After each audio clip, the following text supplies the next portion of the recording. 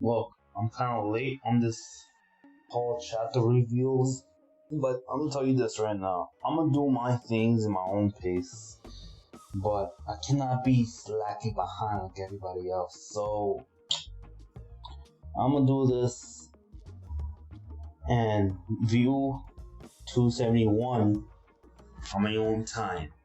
Why? Because that chapter is a very short chapter. A lot of things I want to go about it too. So I'm gonna go over 269 and 270 back to back. And how long they'll take depends on how much I look back to the chapters itself. So let's get started with 269.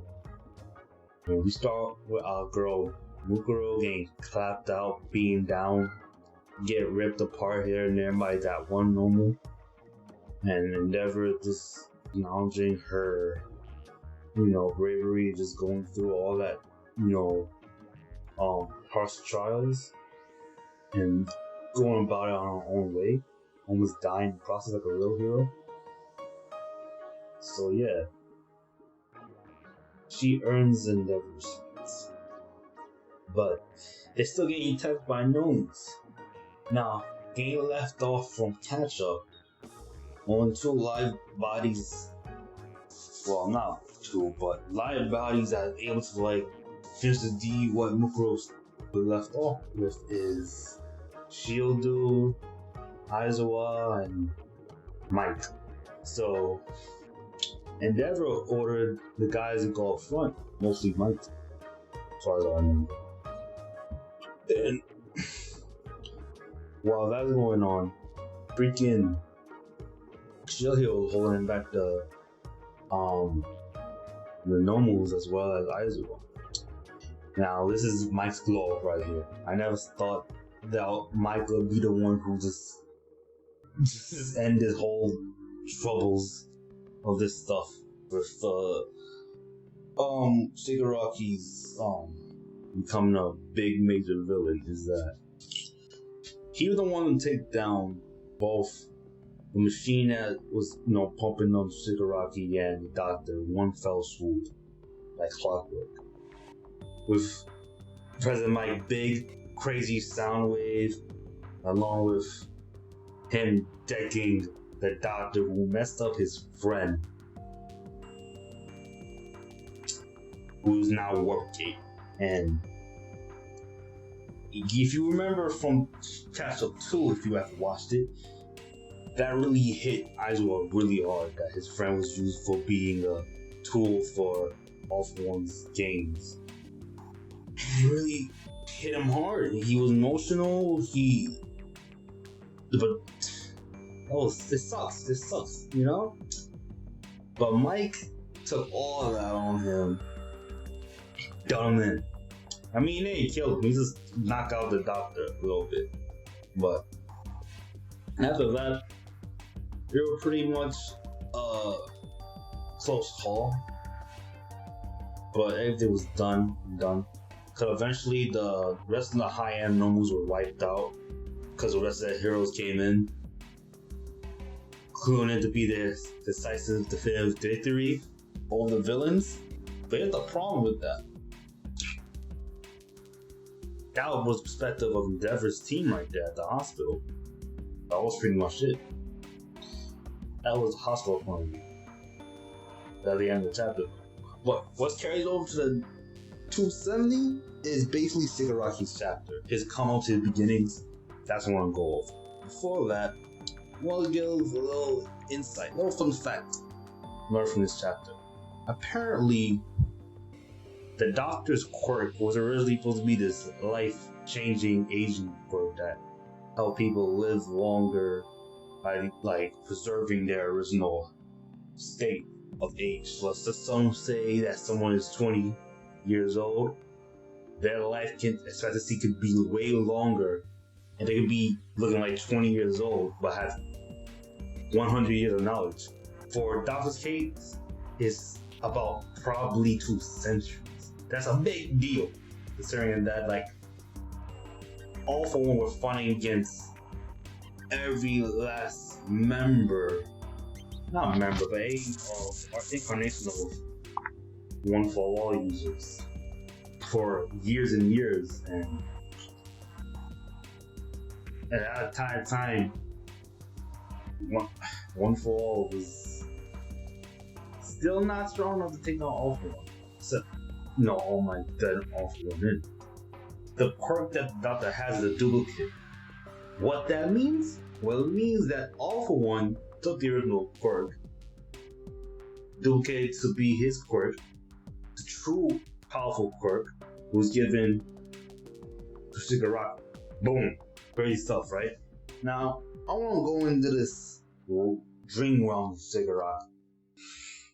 He just surrounded by the hands of his family members. Everybody for his mom, sister, grandparents, even his father, including Nana.